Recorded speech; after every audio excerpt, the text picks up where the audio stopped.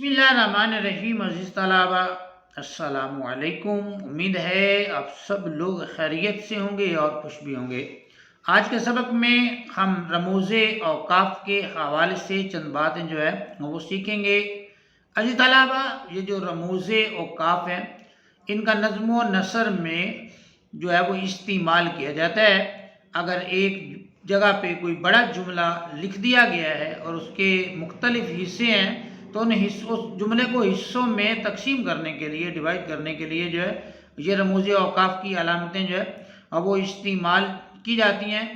اور بھی بہت سارے جو ہے وہ مواقع ہیں جہاں پر ان علامتوں کا استعمال ہوتا ہے۔ کون سی علامت کہاں استعمال ہوتی ہے اس کے حوالے سے تو ہم جو ہے وہ ڈیٹیل سے پڑھیں گے، لیکن آج جو ہے عزیز طلبہ رموز اوقاف کے جو اردو میں نام ہیں ان کو ہم اسٹڈی کریں گے، ان کی جو شکل و صورت ہے وہ دیکھیں گے اور ان کے انگلش نام جو ہے وہ پڑھیں گے۔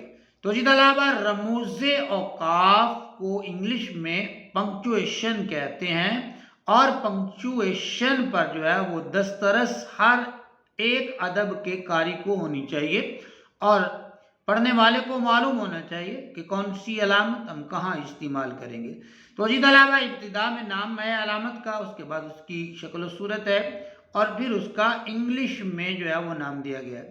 فرسٹ آف آل ہمارے پاس یہ علامت ہے، اور عزیز طلبہ اس علامت کو ہم اردو میں سکتہ یا وقف خفیف کہتے ہیں، اور انگلش میں اس کا نام جو ہے وہ کوما ہے۔ انگلش میں ہم اس کو کوما کہتے ہیں، علامت ہم یہ لگاتے ہیں، اور اردو میں اس کو سکتہ یا وقف خفیف یعنی بالکل تھوڑا سا جو ہے وہ توقف کیا جاتا ہے، تھوڑا سا ٹھہراؤ ہوتا ہے جب جہاں یہ علامت استعمال ہوتی ہے، اور سانس توڑے بغیر یعنی سانس ٹوٹے بغیر جو ہے عزیز طلبہ وہاں پر جو ہے وہ توقف کیا جاتا ہے، ٹھہراؤ کیا جاتا ہے، خفیف سا، بالکل مختصر سا۔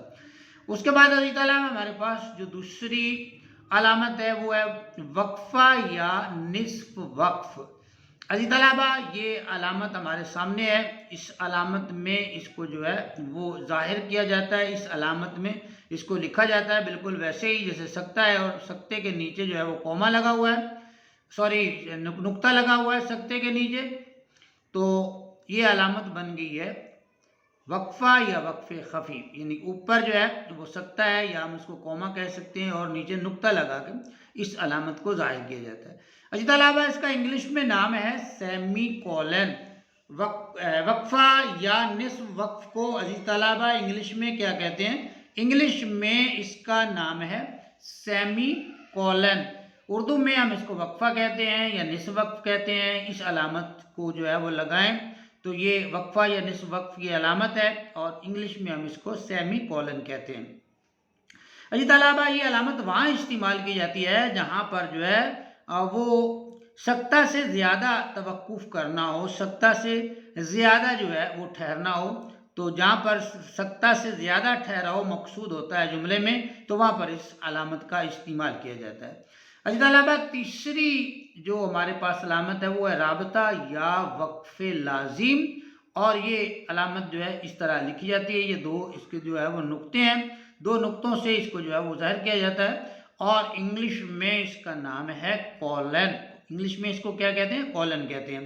اردو میں رابطہ بھی کہتے ہیں اور وقف لازم بھی کہتے ہیں۔ اس علامت سے جو ہے وہ اس کا اظہار ہوتا ہے، اور عموماً ہم جو ہے جب کوئی بات بالکل اختصار کے ساتھ بیان کرنی ہوتی ہے، مختصر بات کرنی ہوتی ہے، جیسے جو ہے وہ قائد اعظم نے فرمایا، اب فرمایا کہ آگے یہ نقطہ کام کام بس کام، مطلب کہ اس کے آگے جو ہے فرمایا کہ آگے یہ علامت جو ہے وہ لگے گی۔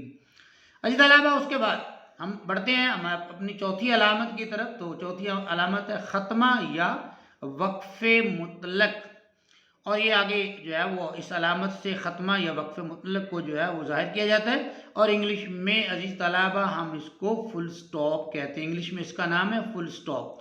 اب عزیز طلبہ جو ختمہ ہے یا وقف مطلق ہے اس کو جب ہم اردو میں لکھتے ہیں تو یہ انگلش کا جو فل سٹاپ ہے وہ چار نقطے جو ہے وہ آپس میں ملیں تو یہ علامت جو ہے وہ ظاہر ہوتی ہے، یعنی یہ فل سٹاپ سے علامت بڑی ہوتی ہے۔ جب ہم اردو میں لکھتے ہیں تو یہ علامت جو ہے وہ ظاہر ہوتی ہے، لیکن جب ہم انگلش میں جو ہے وہ لکھ رہے ہوتے ہیں کچھ، تو پھر ہم وہ نقطہ سا جو ہے وہ لگا دیتے ہیں. تو یہ فل سٹاپ جو ہے وہ چار آپس میں ملتے ہیں، وہ نقطہ جو ہم فل سٹاپ کے طور پہ لگاتے ہیں تو یہ ختمہ کی علامت جو ہے یہ ظاہر ہوتی ہے عزیز طلبہ. اور اس کو سمجھنا ایسے ہے کہ جہاں پر ہم اپنی بات مکمل کر چکے ہوتے ہیں، ہماری بات کمپلیٹ ہو چکی ہوتی ہے، اور وہاں پر ختمہ یا وقف مطلق یا فل سٹاپ کی علامت جو ہے عزیز طلبہ لگائی جاتی ہے. 5ویں نمبر کے اوپر عزیز طلبہ ہمارے پاس سوالیہ یا استفہامیہ. اور عزیز طلبہ یہ جو ڈوئی سی بنی ہوئی ہے تو یہ سوالیہ کی اردو میں جو ہے وہ ہم علامت جو ہے اس علامت سے اس کو ظاہر کرتے ہیں. انگلش میں ہم جو ہے وہ اس کو سائن آف انٹروگیشن کہتے ہیں. انگلش میں جو ہے وہ سوالیہ کا نام ہے سائن آف انٹروگیشن، اور اردو میں سوالیہ بھی کہتے ہیں اور استفہامیہ بھی جو ہے وہ اس کا نام ہے، اور اس علامت سے اس کو ظاہر کیا جاتا ہے. اور عزیز طلبہ یہ علامت وہاں پر لگانا مقصود ہوتی ہے نظم و نثر میں جہاں پر جو ہے کوئی سوال پوچھا گیا ہو، جہاں پر کوئی استفہامیہ جملہ جو ہے وہ لکھا گیا ہو، تو پھر اس علامت کا استعمال کیا جاتا ہے.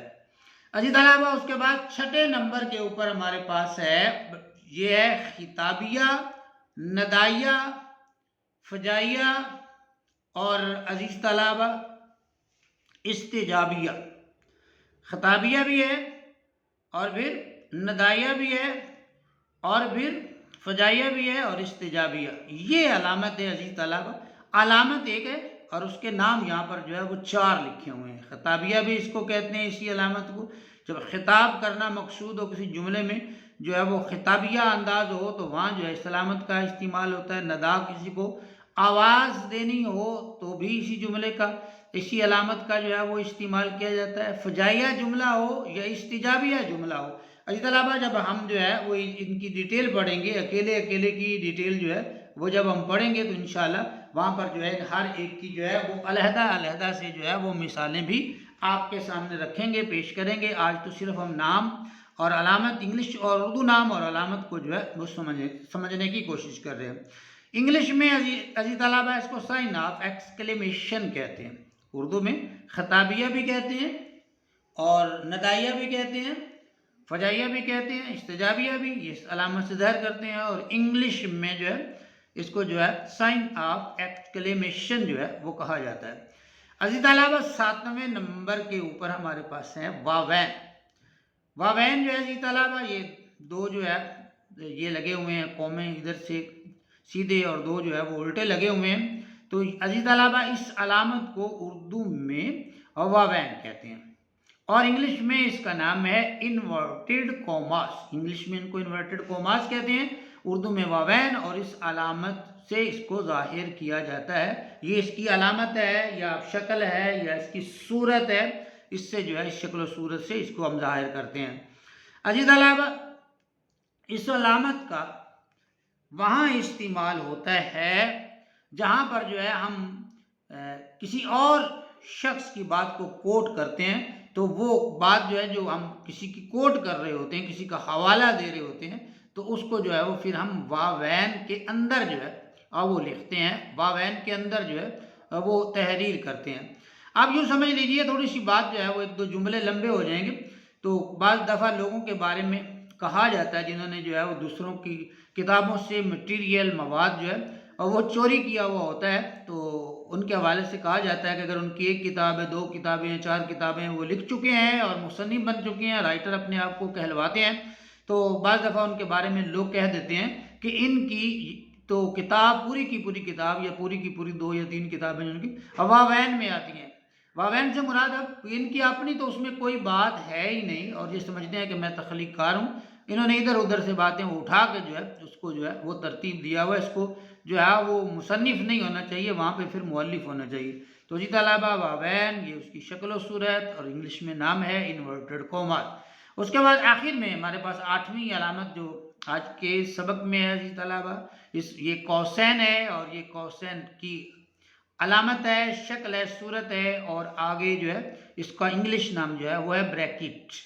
بریکٹس جو ہے جی طلبہ ہم جو ہے وہ جب جملہ خبریہ لکھتے ہیں تو اس میں بھی اس کا استعمال جو ہے وہ ہوتا ہے، اور ویسے بھی کسی بات کی جملے کے اندر وضاحت درکار ہو تو قوسین کا ہم استعمال کرتے ہیں، چیزوں کو جو ہے وہ بریکٹ میں لکھ کر جو ہے ان کی وضاحت جو ہے وہ کر دیا کرتے ہیں۔ بعض دفعہ جو ہے وہ لفظوں کے معنی جو ہے وہ ایک لفظ مشکل ہے تو آگے بریکٹ میں اس کا معنی دے دیتے ہیں آسانی سے سمجھنے کے لیے۔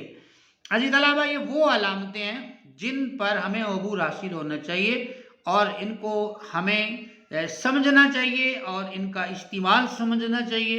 اگر ہم جو ہے وہ ایک اچھے قاری بننا چاہتے ہیں، ہم چاہتے ہیں کہ ہمیں جو ہے وہ لکھی ہوئی عبارت جو ہے وہ سمجھ آئے، تو پھر اس کا استعمال کرنا بھی جو ہے وہ سیکھ لیجئے۔ اور خصوصاً جو عزیز طلبہ یہ طالب علم ہے، طالب علم کے لیے تو یہ انتہائی لازمی ہے، ضروری ہے کہ جو ہے اس نے جو ہے وہ جب پیپر دینا ہوتا ہے اردو کا یا کوئی بھی پیپر ایسا ہے جو اردو زبان میں لکھا جاتا ہے، تو پھر وہاں پر ان علامتوں کا استعمال جو ہے وہ آپ کی پریزنٹیشن کو خوبصورت بناتا ہے۔